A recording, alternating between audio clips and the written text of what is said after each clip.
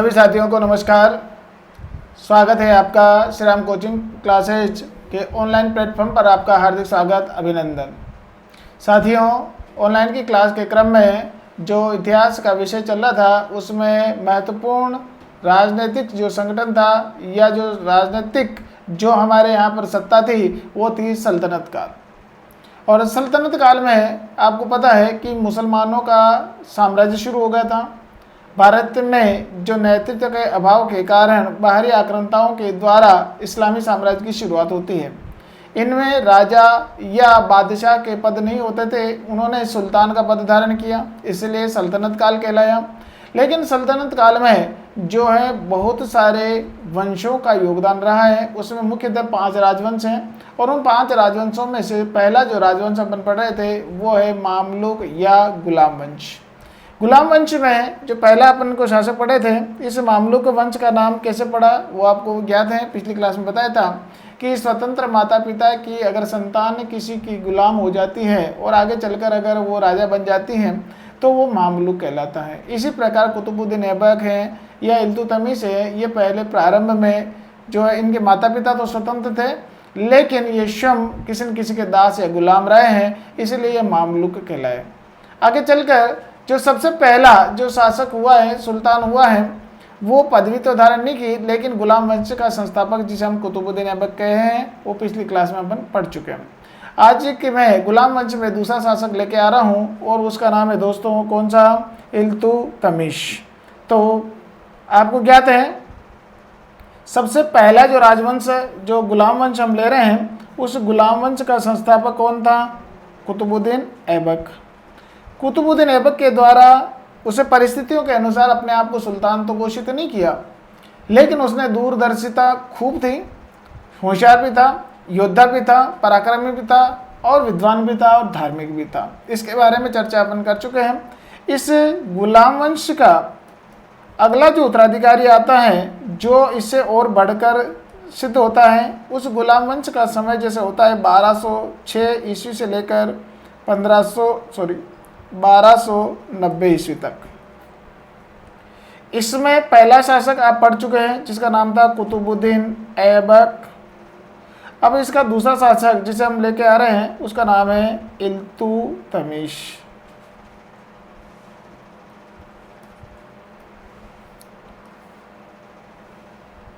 इल्तुतमिश साथियों कौन था, कहाँ से आया, किस प्रकार सत्ता में इन्होंने पद प्राप्त कर लिया, इसके बारे में देखते हैं। कुतुबुद्दीन ऐबक की मृत्यु होती है 1210 ईस्वी में। इस समय जो कुतुबुद्दीन ऐबक का अयोग्य पुत्र था जिसका नाम था आराम शाह, ये आराम शाह को कुछ लोगों ने जो इसके दरबारी लोग थे कुतुबुद्दीन ऐबक के, उन लोगों ने या कुबाचा या याल्दोज की जो है षड्यंत्र के कारण इसको पद पे बिठा दिया। लेकिन कुतुबुद्दीन ऐबक ने जो है अपना उत्तराधिकारी या अपनी योग्यता के आधार पर अपना जो चुनाव जो है वो किसको किया था, इल्तुतमिश।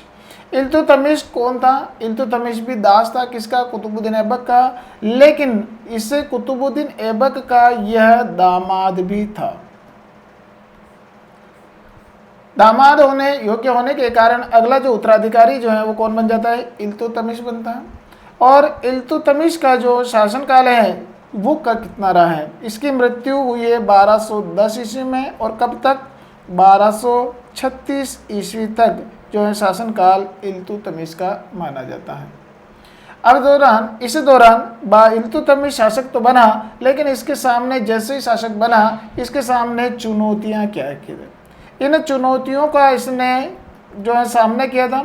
और वो चुनौतियों में पहला जो चुनौती करने वाला था वो था एक तो याल्दोस,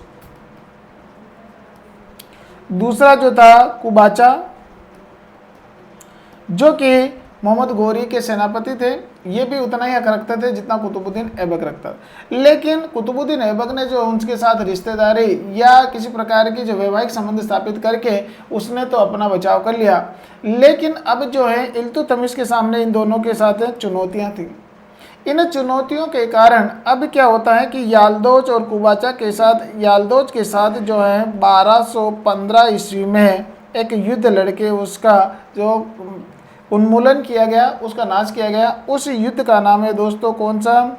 तराइन का तृतीय युद्ध। तृतीय युद्ध। अब तराइन का जो तृतीय युद्ध होता है साथियों, पहला आपको पता है कब होता है? 1191 में। सेकंड कब होता है? 1192 में। और तीसरा जो है तराइन का, वो कब होता है? वो होता है 1215 ईस्वी। इसमें कौन लड़ने वाले हैं? याल्दोज और इल्तुतमिश लड़ते हैं। किसको पराजित करते हैं? याल्दोज को पराजित कर देते हैं। और भारत का जो है शासक कौन बन जाता है? वो इल्तुतमिश बनता है। इल्तुतमिश पहले से ही जो है परिवार के बारे में देखें तो ये तुर्क था, और तुर्क में किस श्रेणी में आता था? वो था इल्बरी। इल्बरी तुर्क होने के कारण इसका जो है इल्बरी जो तुर्कों का शासन भी कहा जाता है इल्तुतमिश के समान। इल्तुतमिश ने जो कुतुबुद्दीन ऐबक के द्वारा छोड़े गए अधूरे कार्य थे उनको भी पूरा कराया। लेकिन इसके दौरान जो ये अपने कुतुबुद्दीन ऐबक के या अपने ससुर के नक्शे कदम पर चलकर अपने साम्राज्य को और बढ़ाकर संगठित करने का काम किया। इस कारण इसे इल्तुतमिश को इस गुलाम वंश का वास्तविक संस्थापक भी कहते हैं। वास्तविक अगर संस्थापक कहा जाता है तो वो किसे कहा जाता है? इल्तुतमिश को कहा जाता है, क्योंकि इसने लड़खड़ाते हुए जो कुतुबुद्दीन ऐबक के जो छिछले स्तर के जो साम्राज्य उसकी नींवें मजबूत कर दी थी। और इसके द्वारा जो है क्या क्या किया जाने लगा वो मैं आपको बताता हूँ। इल्तुतमिश के अब कार्य देखेंगे, वो कौन कौन से आते हैं।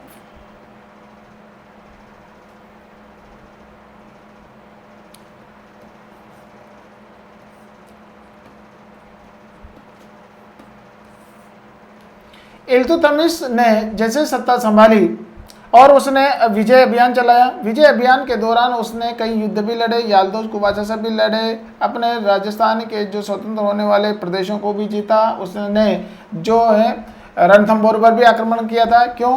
क्योंकि जो गोविंद देव के उत्तराधिकारी थे उन्होंने भी अपने आप को स्वतंत्र कर लिया था। इसी कारण उसे सेना भेजकर उसे अपने अधीनस्थ करने का प्रयास किया था। इसी प्रकार जो है इसने मालवा, उज्जैन, जो आपका ग्वालियर, इन प्रदेशों को जीतने के लिए भी अभियान चलाया।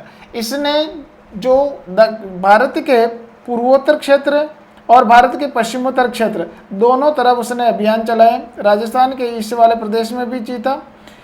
राजधानी जो है इस समय प्रारंभ में इसकी क्या थी? लाहौर थी। लेकिन बाद में जो है इसने अपनी राजधानी दिल्ली को स्थानांतरित की थी। दिल्ली में राजधानी स्थापित करने वाला जो प्रथम शासक कौन था? इल्तुतमिश। इसने राजधानी परिवर्तित करके किसको बनाया? दिल्ली को। इसने मालवा को भी जीता और इसने ग्वालियर को भी जीता। तो ये जो ग्वालियर विजय हैं ये महत्वपूर्ण विजय कहलाती है। कब? 1231 ईस्वी में इसने ग्वालियर विजय कर ली थी। ग्वालियर विजय या इस दौरान जो है इनकी पुत्री जिसका नाम था रजिया सुल्ताना वो भी साथ रही हैं। लेकिन इस प्रकार के इतने क्षेत्र में यह मजबूती से अपने शासन को स्थापित कर चुका था।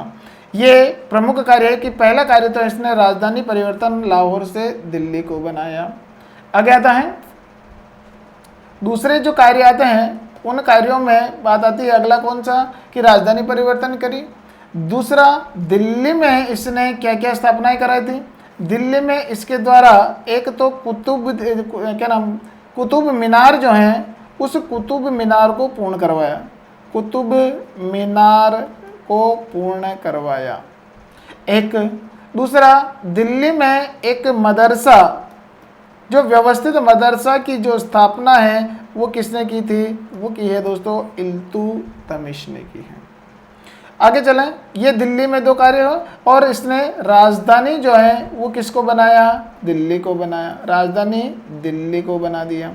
इस प्रकार ये दिल्ली में महत्वपूर्ण स्थापना है। आगे चलें कि इसने जो है अपने जो दरबारी लोग थे उन दरबारी लोगों को कार्य के बदले जो है जो दरबारी लोग होते हैं उन्हें वेतन के बदले क्या देता था? जमीन देता था। वेतन के बदले जमीन जागीर देता था। वो क्या करता है? कहलाती है दोस्तों इक्ता। जागीर को क्या कहते हैं? इक्ता। जागीर या जमीन को इक्ता कहते हैं। इस प्रकार भारत में प्रथम बार इक्ता प्रथा की शुरुआत किसने प्रारंभ की है? तो इल्तुतमिश ने की है। ये एकता प्रथा की शुरुआत। एक इम्पोर्टेंट क्वेश्चन जो आपके सामने रख रहा हूं वो क्या है? शुद्ध अरबी सिक्के। शुद्ध अरबी सिक्के चलाने का कार्य किसने किया है? तो इल्तुतमिश ने किया। इसके शुद्ध अरबी सिक्के का मतलब अरबी पैटर्न पर ढलवा सिक्के चलाए गए। एक चांदी का सिक्का होता था और एक तांबे का होता था। तांबे का जितल कहलाता था और ये जो है सिक्का कहलाता था, जो इस इल्तुतमिश का प्रमुख सिक्का था। इन चांद आगे चलकर इन सिक्कों पर जो है दोस्तों लक्ष्मी, गणेश या स्वास्तिक का चिन्ह भी कहीं कहीं मिलता है। स्वास्तिक चिन्ह की जो बात आती है कि लक्ष्मी, गणेश, स्वास्तिक चिन्ह, ये भारतीय पैटर्न, ये जो अरबी शैली है, लेकिन यहाँ पर भारतीय मानक ये चिन्ह भी इन पे मिलते हैं। तो इस प्रकार शुद्ध अरबी सिक्के चलाने वाला प्रथम सुल्तान कौन था? तो ये इल्तुतमिश कहलाएगा। अगली बात इंपॉर्टेंट बताने जा रहा हूँ। इल्तुतमिश के द्वारा क्या महत्वपूर्ण काम किया गया कि ये जनता पर शासन कर सके? इल्तुतमिश ने क्या किया है कि 1229 ईस्वी में खलीफा जो होता है, जो धर्मगुरु होता है इनका, उन खलीफा के पास से फरमान भेजकर या उसको जो है दान दक्षिणा देकर या उनको खुश कर खलीफा से मुक्ति पत्र प्राप्त कर लिया। तो इस प्रकार मुक्ति पत्र या दास्ता से मुक्त होने वाला प्रथम सुल्तान कौन था? तो इल्तुतमिश था। इससे पहले कुतुबुद्दीन ऐबक ने जो है अपनी दास्ता पत्र प्राप्त नहीं किया था, लेकिन खलीफा से, क्योंकि इसका जो या तो खलीफा से हो या खुद जो राजा जो मालिक हैं उससे मुक्ति होना जरूरी था, तो इसने खलीफा से मुक्ति पत्र प्राप्त कर लिया था। कौन था? इल्तुतमिश। इसी प्रकार आगे चले। इल्तुतमिश ने जब ये अभियान चलाए थे, उस अभियान में पश्चिमोत्तर क्षेत्र के भी थे, पूर्वोत्तर क्षेत्र के भी थे और कुछ मध्य भारत के भी थे। इस क्षेत्र में जीतते समय जो इसकी पुत्री वो हमेशा साथ रहती थी। पुत्री कौन थी? रजिया सुल्तान। आगे चलते ये शासिका बनती, इसलिए सुल्तान कहलाते हैं। रजिया सुल्तान थी। महत्वपूर्ण युद्धों में ये साथ दी थी। इस कारण है कि इसकी विजय संभव हो सकी। किसकी? इल्तुतमिश के। इस कारण रणभूमि में ही अपना उत्तराधिकारी जो है वो किसे बनाया, घोषित किया? उत्तराधिकारी घोषित किया साथियों, किसे? रजिया सुल्तान को। तो इस प्रकार इल्तुतमिश का उत्तराधिकारी कौन बनेगा आगे? रजिया सुल्तान। लेकिन क्या षड्यंत्र होता है वो आगे हम देखेंगे। आगे आता है कि इल्तुतमिश के अन्य कार्य में जब बात आती है कि इसके कार्य के महत्वपूर्ण इसकी पहचान जो होती है वो और क्या है? इल्तुतमिश के द्वारा जब अपना उत्तराधिकारी रजिया को बना चुका था, रजिया को उत्तराधिकारी घोषित किया, अब उसे पता था कि मेरे रहते कोई इसका विरोध नहीं करेगा, लेकिन मेरे मरने के पश्चात अगर इनका विरोध कोई करता है तो इसकी सुरक्षा के लिए इसने इल्तुतमिश ने क्या महत्वपूर्ण कार्य किया? रजिया की सुरक्षा के लिए अपने विश्वास पात्र के 40 सरदार, अपने विश्वास पात्र 40 सरदारों का एक संगठन बनाया और उस संगठन का जो कार्य है वो अपने उत्तराधिकारी के दरबारियों का सहयोग करना मुख्य था। वो विश्वास पात्र थे। तो 40 दरबारी सरदारों का जो संगठन है उसे कहते हैं कौन सा? चहलगानी। चहलगानी या इसे चालीसा भी कहा जाता है। चालीसा का यह चहलगानी संगठन जो विश्वास पात्र लोग थे वो किसने बनाया था? ये बनाया था इल्तुतमिश ने। आगे चलकर बताएंगे, मैं बताऊंगा कि किसने इस संगठन को तोड़ा, कैसे बिखरा था, वो भी बात आएगी। तो ये महत्वपूर्ण कार्य में एकता प्रथा की शुरुआत इल्तुतमिश की आ गई। इस प्रकार चहलगानी या इस प्रकार के चालीसा का संगठन की जो बात आती है वो कौन सा था? इल्तुतमिश होता है। अब अंतिम समय में जब ये इस प्रकार के कार्य जो थे, ये भी एक धार्मिक प्रवृत्ति का व्यक्ति था और कुतुबुद्दीन ऐबक के नक्शे कदम पर चला था, तो उसने कुतुब मीनार का कार्य भी पूर्ण करवाया और कुतुब मीनार के आसपास ही मदरसा और अब इस्लामी तामील की जो है इसने शुरुआत करवाई थी। इसने इल्तुतमिश के द्वारा जब इसने देखा कि मेरा योग्य उत्तराधिकारी रजिया हो सकते हैं तो उनके लिए सहयोग के लिए इसने संगठन भी निर्मित कर लिया। लेकिन अंतिम समय में ये इल्तुतमिश क्या रहने लगा, बीमार रहने लगा। बीमार रहने लगा तब उसने देखा कि मेरी जो है स्थिति बिगड़ सकती है। इसी कारण इसने क्या हुआ कि अपना उत्तराधिकारी जीवित रहते किसको बना दिया, रजिया सुल्तान को बना दिया, और रजिया सुल्तान के सहयोग के लिए इन लोगों को बना दिया, नियुक्त किया। इस प्रकार बीमार रहते हुए जो है 30 अप्रैल 1236 ईस्वी में इसकी इल्तुतमिश की क्या हो जाती है, मृत्यु हो जाती है। किसकी, इल्तुतमिश की। अब इल्तुतमिश जो है इसकी मृत्यु 1236 में होती है, लेकिन उसके बाद जो है इसका वास्तविक उत्तराधिकारी कौन बनता है, रजिया सुल्तान। इसके समय की जो इल्तुतमिश था उसके समय की एक महत्वपूर्ण घटना जो बाहरी आक्रमण की आती है, वो बाहरी आक्रमण कौन सा होता है। बाहरी आक्रमण के दौरान इसकी एक दूरदर्शिता होती है और वो आता है दोस्तों कौन सा, जो मंगोलियन आक्रमण होता है। मंगोलियन आक्रमण कौन सा किसके नेतृत्व में होता है, वो मैं आपको बताने जा रहा हूँ दोस्तों कि वो मंगोलियन आक्रमण जो होता है वो चंगेज खां के नेतृत्व में होता है। चंगेज खां जो एक खूंखार आतंकी था और प्रदेशों को लूट खटोस करके या उनको पराजित करके खून खराबा करके जो है अपने धन और अपनी इच्छा की पूर्ति करना चाहता है। इसी प्रकार जो है चंगेज खां की पुत्री और एक लाहौर या उस क्षेत्र का एक सेनापति था जिसका नाम था मांग बर्नी।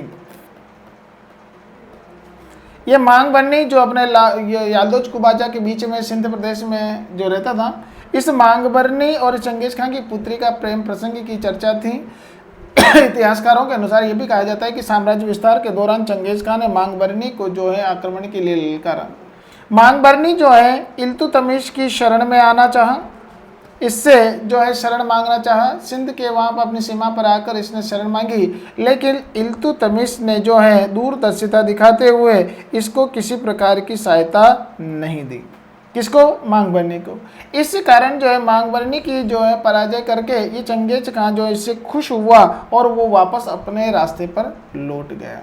इस प्रकार जो है मंगोलियन आक्रमण तो होता है किसके नेतृत्व में, चंगेज खां के नेतृत्व में, और इस आक्रमण से जो अपने देश को, अपने राज्य को बचा लेता है, ये इसकी दूरदर्शिता कहलाती है।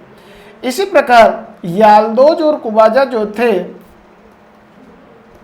उसको अपने दूरदर्शिता या कूटनीति के आधार पर इन दोनों का जो है उसने क्या कर दिया था, पतन कर दिया था, जो महमूद गोरी के क्या थे, सेनापति थे, उत्तराधिकारी थे। तो इस प्रकार जो है जो इस इल्तुतमिश के द्वारा दूरदर्शिता, योद्धा, पराक्रमिता या अपनी योग्यता के आधार पर अपने साम्राज्य को जो है साम्राज्य की नींवें काफ़ी प्रगाढ़ की और इसको काफ़ी लंबे समय तक काबिज भी किया था। इसी प्रकार मृत्यु जो मैंने बताई थी कब हुई थी, 30 अप्रैल 1236 ईस्वी में बीमार होने के कारण ये मृत्यु हो जाती है। अब जो इसका उत्तराधिकारी कौन बनता है, उत्तराधिकारी के बारे में भी जो है काफ़ी टकराव हुआ और वो टकराव में इसका जो पुत्र था जिसका नाम था रुकनुद्दीन और इसकी जो पुत्री थी वो पुत्री कौन थी, रजिया।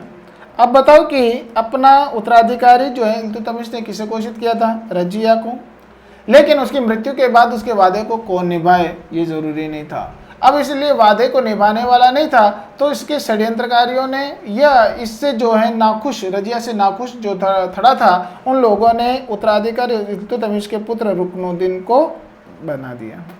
अब रुकनुद्दीन जो है उसका पुत्र जो है शासक बना और शासक बनते ही इसको जो है योग्यता का अभाव था इसमें, लेकिन उसने जो है शासक बना दिया।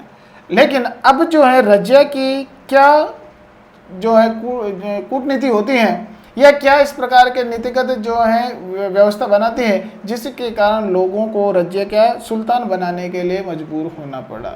तो कुछ समय के लिए रुकनुद्दीन बना, लेकिन बाद में चलकर है अगला उत्तराधिकारी कौन बन जाता है, वास्तविक रजिया।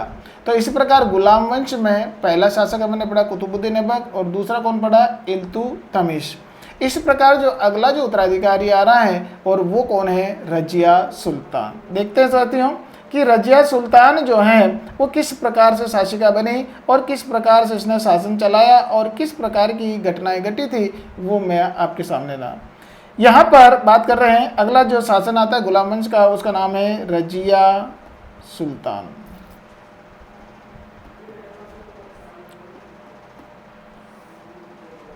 रजिया सुल्तान शासिका जो बनी थी 1236 ईस्वी से लेकर 1240 ईस्वी तक मात्र। अब 4 साल में, इससे पहले जो इसका जो संघर्ष हुआ था, वो संघर्ष किससे हुआ है? वो संघर्ष हुआ है साथियों रुकनुद्दीन से। रुकनुद्दीन। अब ये जो रुकनुद्दीन है, इससे ये जो भाई था, इसको पद से हटाकर ये शासक कैसे बनती है? जैसे कुछ दरबारियों ने इस रजिया को महिला होने के कारण शासिका नहीं बनने दिया, तो इसके भाई को बनाया। लेकिन जो है एक जुमे की नमाज या शुक्रवार जो होता है उसको जुमा कहते हैं। जुमे की नमाज के दिन जब सारे लोग जो है कुतुब मीनार और आसपास लोग जो है इकट्ठे हुए थे, उस दिन जो है इस रजिया ने जो है लाल वस्त्र पहने। कौन से? लाल वस्त्र पहने। और लाल वस्त्र पहनकर, लाल वस्त्र पहनना इस्लाम में यह है कि इसे न्याय से पीड़ित है और इसको न्याय दिलाना ज़रूरी है। जुमे की नमाज के दिन लाल वस्त्र पहनकर ये सबके सामने उपस्थित हुई और अपने जो है अपने पिता के द्वारा जो उत्तराधिकारी घोषित किया गया था उसके न्याय की इसने पहल रखी। और न्याय की पहल के आधार पर जो भी नमाज करने लोग आए थे, उन लोगों ने, सामान्य जो जनता थी, वो जनता के लोगों के द्वारा या आम जनता ने निर्णय करके, जो कि वास्तविक जो इस्लाम का निर्णय था, इस निर्णय करके किसे रजिया को शासिका घोषित कर दिया गया। अब यहाँ पर प्रश्न बनता है, किस सुल्तान को जनता के आदेशों के द्वारा सुल्तान घोषित किया गया? तो वो कौन आती है? रजिया। रजिया ने वास्तविक न्याय की मांग करके अपने अधिकारों को प्राप्त किया और वो जो है जनता के निर्णय के द्वारा शासिका बनी। अब यहाँ पर इस्लाम में प्रथम मुस्लिम शासिका कौन कहलाती है? इस्लाम में प्रथम शासिका अगर बात आता है तो वो प्रथम सुल्तान मुस्लिम महिला शासक की बात आती है तो वो कौन आएगी दोस्तों? रजिया का नाम आता है। एक दूसरा, दिल्ली की प्रथम जो है महिला सुल्तान या राजा किसे कहेंगे? तो भी रजिया ही आएगी, क्योंकि पहले भारत की राजधानी अलग जगह हुआ करती थी, तो भारत की प्रथम नहीं कह सकते हैं, दिल्ली की प्रथम सुल्तान महिला शासिका कह सकते हैं, या इस्लाम की प्रथम मुस्लिम शासिका जो है किसे कह सकते हैं? वो आती है रजिया। अब इसका राज्याभिषेक कब हुआ? 1236 ईस्वी में हुआ। अब जैसे ही शासिका बनी तो अब इसके अंदर में क्या बदलाव आए हैं वो देखते हैं साथियों। जब ये शासिका बनी थी तो इस शासिका बनने के दौरान इसने देखा है कि मुझे अपने व्यवस्था, अपने जो है कार्यकौशल, दिनचर्या में अगर मैं बदलाव नहीं किया तो मुझे ये शासन खो देना पड़ेगा। इस कारण जो है रजिया ने क्या किया, इसने अपनी वेशभूषा, अपनी दिनचर्या, अपने क्रियाकलापों में, अपने प्रशासनिक वर्गों में जो बदलाव किया। क्या क्या बदलाव किया वो बात आती है। इसकी वेशभूषा की बात करूं तो इसने वेशभूषा किसके? सुल्तान के समान धारण करी। सुल्तान के समान इनमें जो पर्दा प्रथा की बात आती है वो उसको त्याग दिया और उसने जो है बुर्का को त्याग कर जो है सुल्तान के समान जो है कोट या जूते या उसने जो है वस्त्र धारण करना शुरू कर दिया। एक सुल्तान के समान वो राज्य गद्दी पर बैठती थी। किसी भी प्रकार जो है अपने को महिला होने का जो है कमजोरी नहीं दिखाती थी। इसने और भी अपने क्षेत्र में, अपने राज दरबार में जो किसी प्रकार के इसके विरोधी लोग थे उनको दरबार से हटा दिया। अपने दरबार में जो है अपने 40 लोगों का जो संगठन था उसमें विश्वास पात्र लोगों को जो उच्च पदों पर नियुक्त किया और उन्हीं की देखरेख में, संरक्षण में जो है कार्य करने लगे। व्यवस्थित रूप से राज्य का संचालन हो रहा था। उसी समय इसने जो है कई क्षेत्र में जो इस दौरान इस विरोधाभास की स्थिति में जो स्वतंत्र हो गए थे उन्हें वापस अपने राज्य में मिलाने के लिए अभियान चलाया। इसी प्रकार ग्वालियर में भी अपनी सेना भेजी, इसी प्रकार रणथंभौर पर भी अपनी सेना भेजी, इसी तरह मेवाड़ पर भी इसने अपनी सेना भेजी और उस राज्य में जो अपने अधीन करने के लिए प्रयास किए थे, लेकिन सफल कम स्तर पे हुई थे। आगे चले, इसकी राजधानी जो थी वो क्या थी? दिल्ली थी। दिल्ली में बैठकर अपना शासन चला रही थी, लेकिन जैसे शासन महिला शासन होने के कारण जो है इस्लाम में बहुत जो लोग थे इसे स्वीकार नहीं करना चाहते। अब इसकी कमजोरियों पर जो है कुठाराघात करने लगे। तो इसकी कमजोरियां कहाँ पकड़ में आई और कहाँ पर इसने गलतियां करी, जिसके कारण जो है अब जो है युद्ध हो जाता है या इस प्रकार की जो है विरोधाभास की स्थितियां बनती हैं। तो रजिया जब यह सुल्तान बनी थी तब से लेकर एक वर्ग जो इसे काफ़ी नाखुश था। इसमें जो बात आती है, एक तो भटिंडा का शासक था जो पंजाब में क्षेत्र है भटिंडा,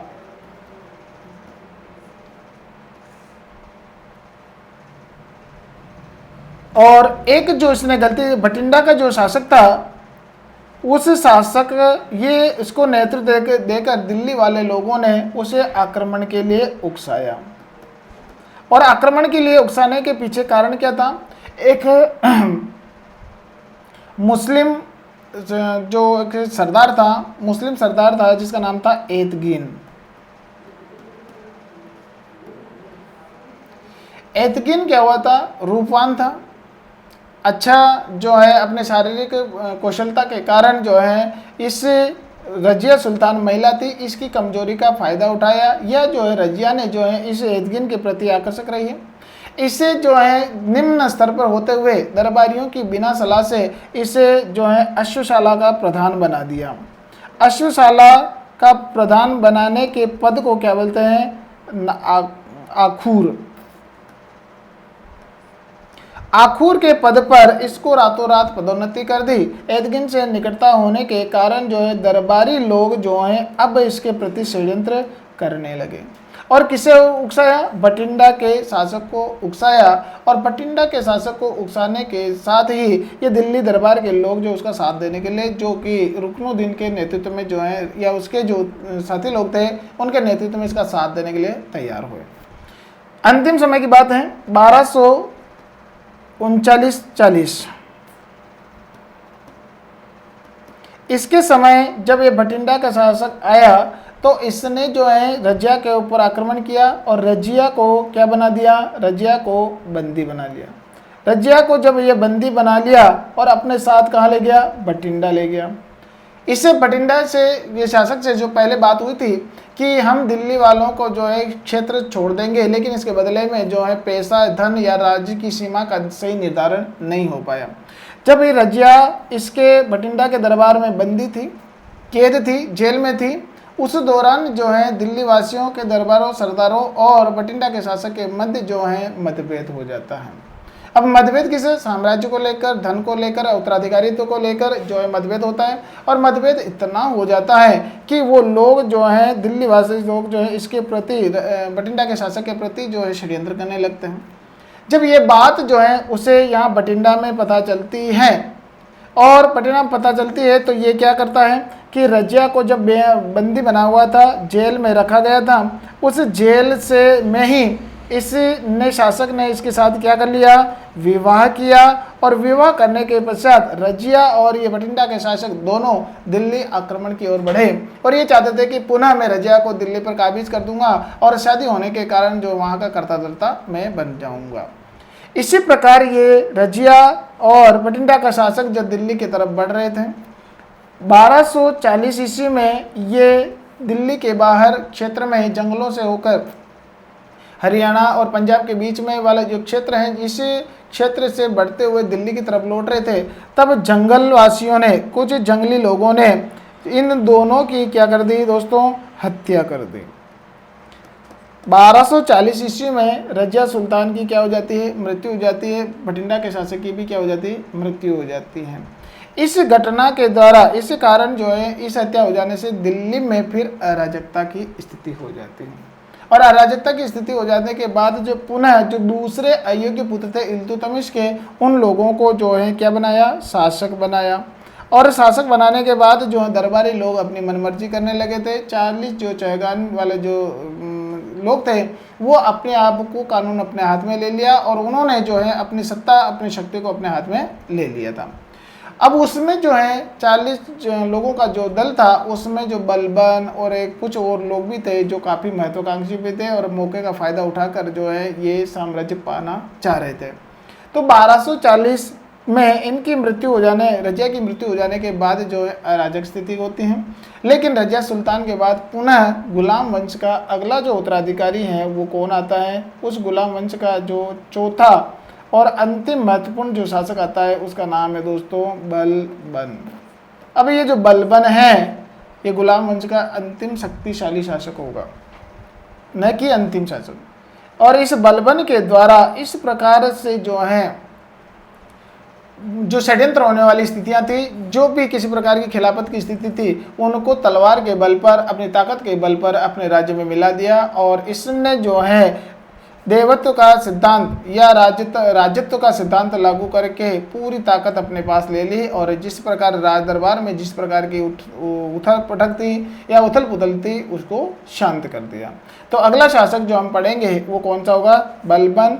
ये साथियों अगली क्लास में हम पढ़ने जा रहे हैं और बलबन के बारे में आप पढ़ के आए हैं। इससे पहले की क्लास को आप देखें समझें, किसी प्रकार की आपको लगे कि हमें बात जिज्ञासा बड़ी है, प्रश्न पूछना है तो आप बिल्कुल मैसेज करके ऑनलाइन आपकी जब क्लास चले तब भी मैसेज करें या अपने जो कोचिंग के जो ग्रुप्स है उसमें मैसेज करके आंसर जानना चाहें ज़रूर मिलेगा। इसी प्रकार देखते रहें, बढ़ते रहें, अपने घर पर सुरक्षित रहें।